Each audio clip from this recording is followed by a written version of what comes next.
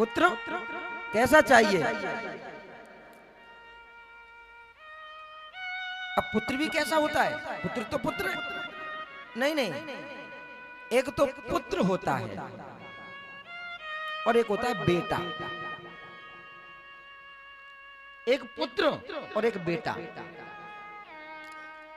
तो विष्णुदत्त विष्णुदत्त ने पूछा कि भगवान इन दोनों में अंतर क्या है? बेटा वो है जो हर बात पे बांट बांट करके खाता है, हर चीज पे केवल पिता की जायदाद पे उसकी नजर होती है, कब ये जाए कब ये मेरे हपट्टे आए। प्रेम से बोलना पड़ेगा मेरा बेटा, प्रेम से बोलना पड़ेगा।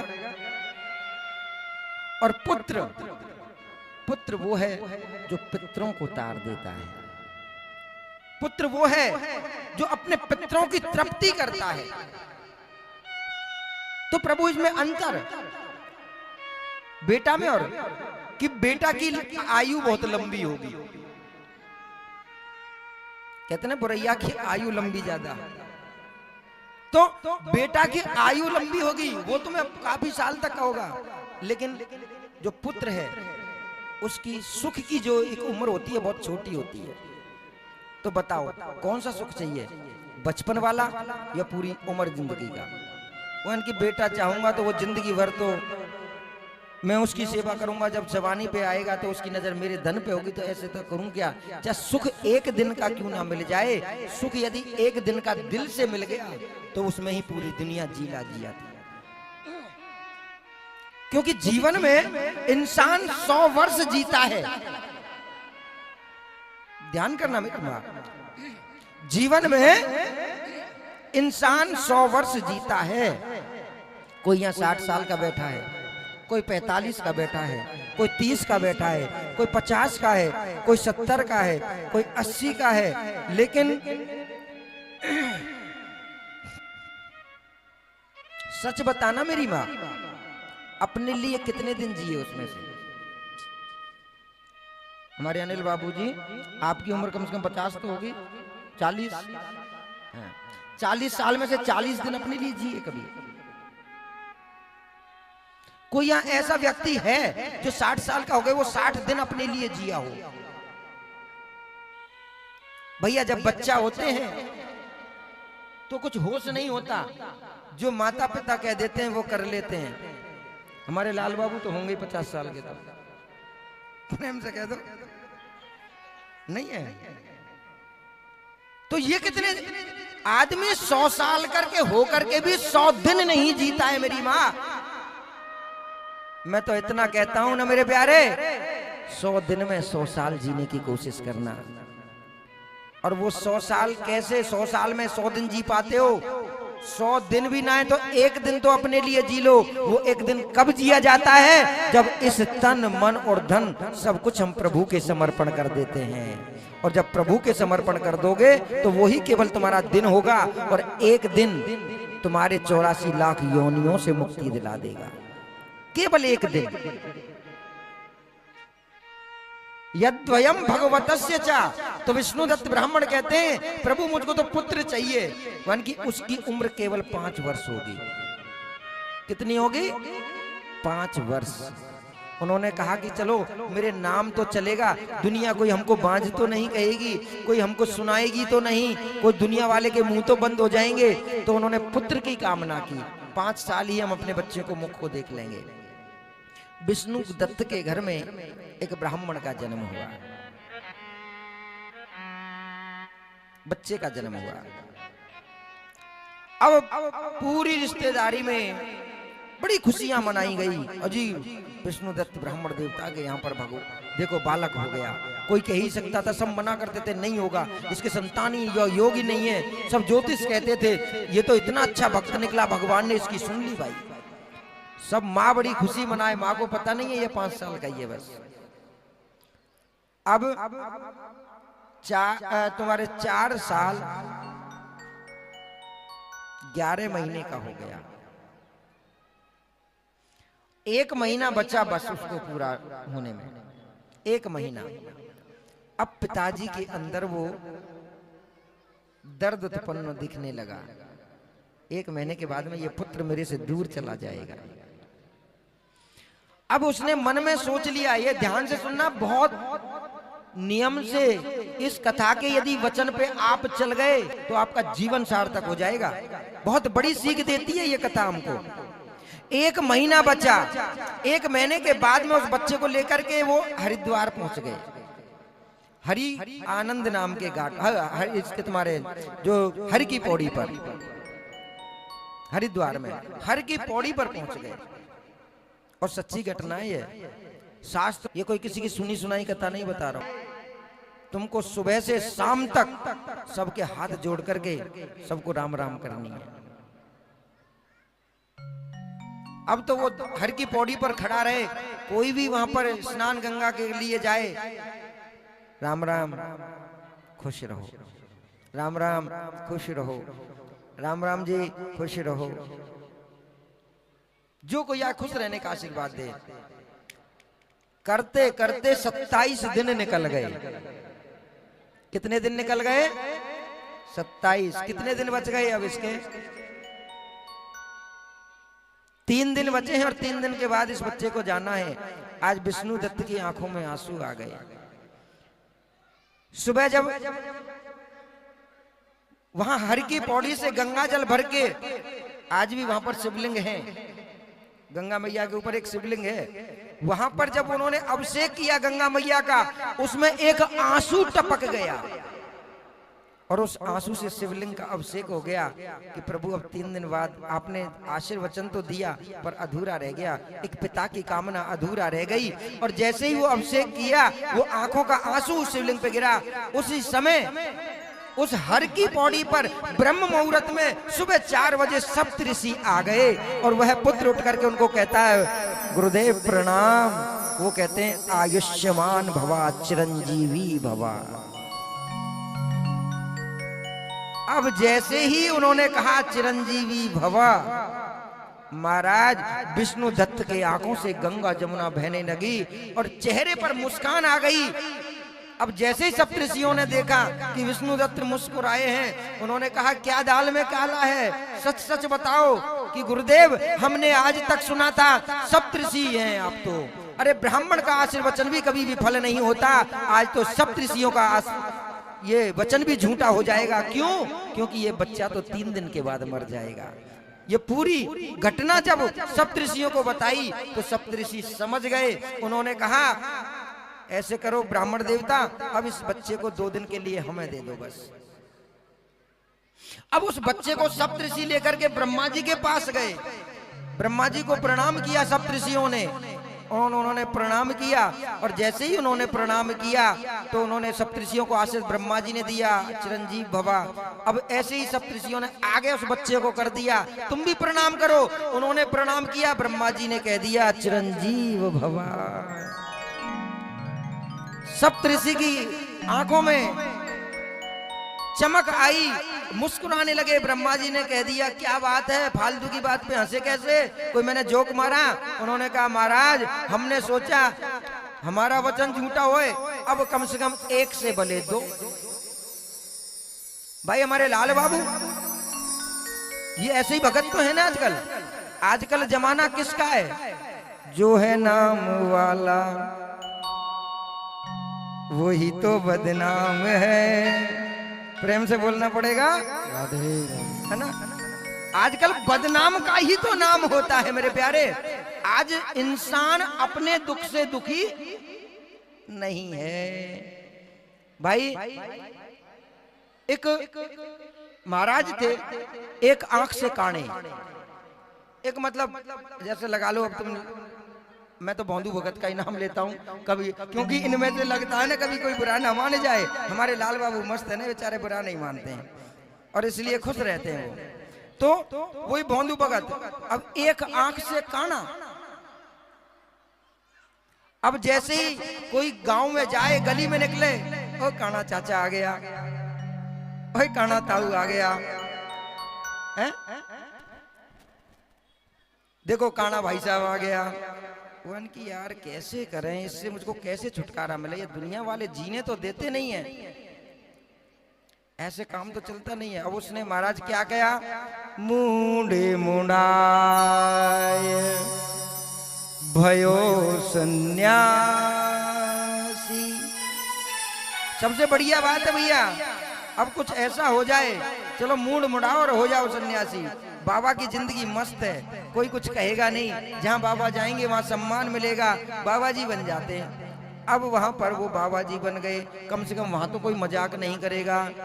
अब वहां जैसे ही बाबा जी बन गए, मूंड मुंडाया, फिर कहते थे देखो काना बाबा आ गया। प्रेम से कह दो। अब एक दिन गांव में कर निकले तो सब बच्चे छोटे छोटे ऐसे रहते हैं, वो हल्ला मचाने लगे, काना बाबा काना बाबा काना बाबा आ गया। अब एक वहां सन्यासी आए, अबे हट, शर्म नहीं आती है तुमको, बाबा को काना कहते हो। अब जाकर के बेचारे को थोड़ा सा संतोष मिला कि पहली बार किसी ने हमारी तरफ कोई बोला। चुपचाप बैठ गया, वो चुपचाप दोनों बैठ गए बगल में। पहले तो बहुत अच्छी अच्छी बात करने लगे। उन्होंने पूछा, लास्ट में जब बहुत अच्छी बात होगी तो दूसरे वाले बाबा जी कहते हैं, बाबा एक फूटी कैसे ये तो बता, काना कैसे हुआ। अब उनके मन में एक कांटा चुभ गया। चिंता मत करो, उसने कहा इधर आ बताता हूं कैसे। ये फूटी नहीं थी, ये हमने खुद फोड़ी। ये फूटी नहीं, हमने खुद फोड़ी। कैसे? एक दिन भगवान सपने में आए और हमसे कहते हैं, बोल तू मेरे लिए क्या देगा, तब मैं तुझको दर्शन दे दूं। तो हमने कह दी तुम जान मांग लो, हम जान दे देंगे। उनकी जान नहीं चाहिए, हमको एक आंख दे दे। हमने एक आंख निकाल करके उनको दे दी। अब देखो देखो ये बैठे ना भगवान, मुझको दिखाई देते, मुझसे बात करते, देखो ये बैठे भगवान। अब दूसरे वाले संत कहने लगे, सच्ची में? हाँ। और हमसे ये भी कहा था, यदि तुम किसी दूसरे की फोड़ोगे मैं उसको भी दिख दियाऊंगा।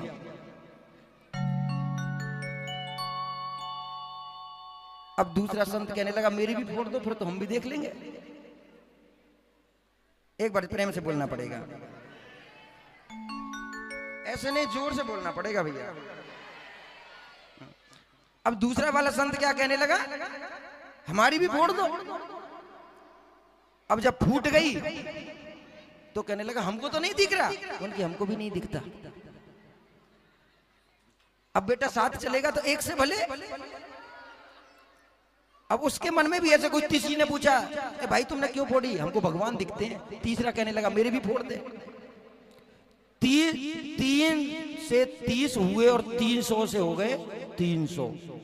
अब कोई एक भला ऐसा आ गया, उसने सबसे कह दिया, अरे भैया ये सब कहने वाली बात है, कुछ भगवान भगवान किसी को दिखाई नहीं देते, ये तो सब दुनिया केवल नाम के पीछे भग रही है और कुछ नहीं है, ये सब पागल हैं। ये जीवन में ध्यान कर लेना मेरे प्यारे, प्रेम से बोलना पड़ेगा। इसीलिए हम कहते हैं कि संसार सागर में केवल और केवल नाम बढ़ाई चल रही है, वहां धर्म से कोई मतलब नहीं है। लोग कहते हैं क्योंकि साधु चाहता राम को, असाधु चाहे दाम, हंस सदा मोती चुगे, मच्छी से क्या काम।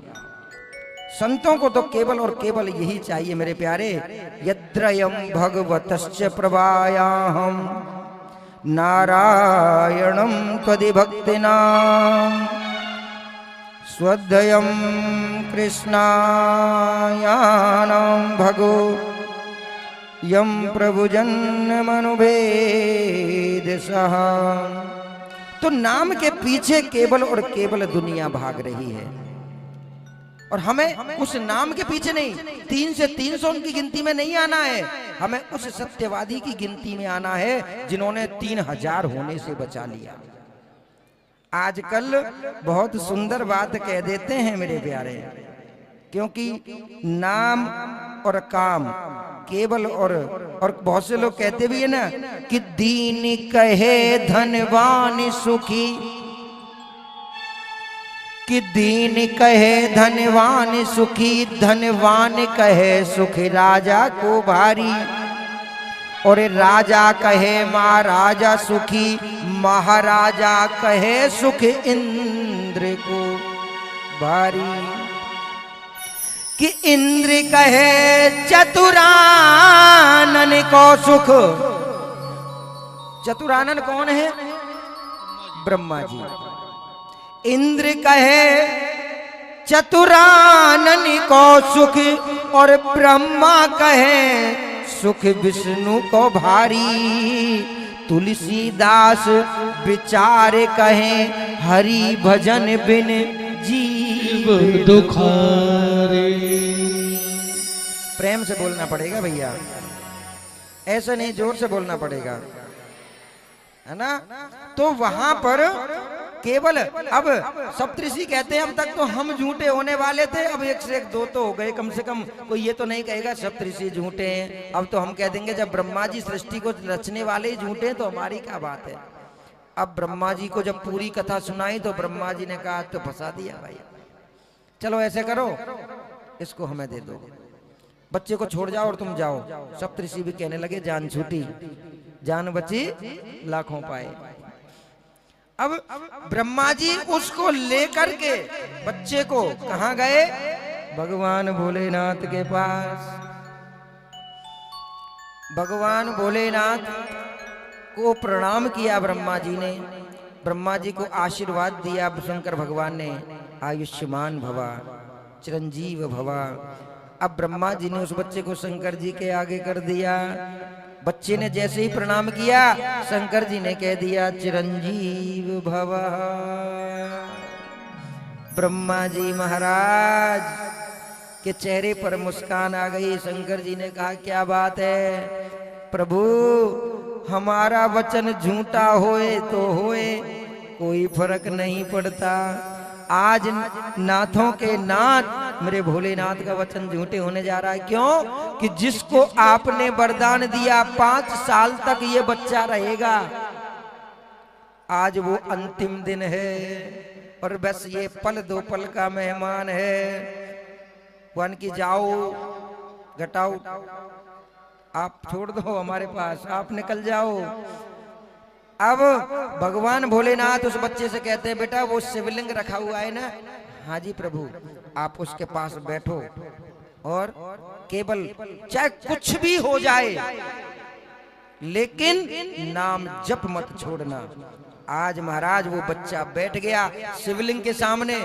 ओम नमः शिवाय, ओम नमः शिवाय, ओम नमः शिवाय, ओम नमः शिवाय, हरि ओम नमः शिवाय, हरि ओम नमः शिवाय, ओम नमः शिवाय, हरि ओम नमः शिवाय। बम बोले बम बोले बम बम बम, बम बोले बम बोले बम बम बम, बम बोले बम बोले बम बम बम, बम बोले बम बोले बम बम बम। यही वो तंत्र है, यही वो मंत्र है, यही वो तंत्र है, यही वो मंत्र है। प्रेम से जपोगे तो मिलेंगे तारे दम। बम बोले बम बोले बम बम बम, बम बोले बम बोले बम बम बम, बम बोले बम बोले बम बम बम, बम बोले बम बोले बम बम बम। ओम नमः शिवाय, हरि ओम नमः शिवाय, ओम नमः शिवाय, ओम नमः शिवाय, ओम नमः शिवाय, हरि ओम नमः शिवाय, ओम नमः शिवाय, हरि ओम नमः शिवाय, ओम नमः शिवाय। उठाओ दोनों हाथ ऊपर। ओम नमः, बोलो। जैसे ही ये बच्चा ओम नमः शिवाय का जप कर रहा है, यमराज आए, वो 5वां वर्ष पूर्ण हुआ, यम का फंदा मारा। आज उस बच्चे ने जोर से शिवलिंग को ऐसे कस के पकड़ लिया। ओम नमः शिवाय, ओम नमः शिवाय, हरि ओम नमः शिवाय, हरि ओम नमः शिवाय, हरि ओम नमः शिवाय, हरि ओम नमः शिवाय, हरि ओम नमः शिवाय। और जैसे ही पांच फेंका और जोर से शिवलिंग को कस के पकड़ा, भगवान भोलेनाथ एकदम त्रिशूल लेकर के यमराज के पीछे पड़ने लगे। ओम नमः शिवाय, हरि ओम नमः शिवाय, ओम नमः शिवाय, हरि ओम नमः शिवाय। शंकर जी ने जैसे त्रिशूल आज यमराज जी के ऊपर चढ़ाया, मारने के लिए हाथ ऊपर उठाया, यमराज जी हाथ जोड़ करके चरणों में गिर पड़े। भोलेनाथ ये क्या कर रहे हो?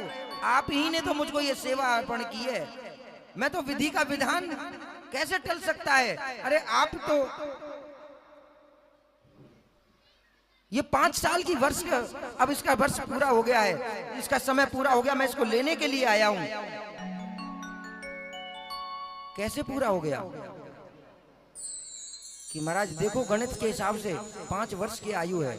अच्छा, तुझको ये बच्चा पता है ये बच्चा कौन है? बोलो, ये बच्चा कौन है? इसको 5 साल का आशीर्वाद किसने दिया था? 5 साल इसको किसने दी? हमने दी। और ध्यान से सुनना मेरी माँ, अब कलयुग है 4,32,000 का। कितने? कलयुग की उम्र कितनी है? हमारे भागवत जी में बताइए, कलयुग की आयु है 4,32,000। और इसके पहले जो था द्वापर, द्वापर को कलयुग से डबल कर दो, 8,64,000। त्रेता को और डबल कर दो, 16 लाख और 100 से ऊपर। और सतयुग की उम्र थी 32 लाख। कितनी? 32 लाख।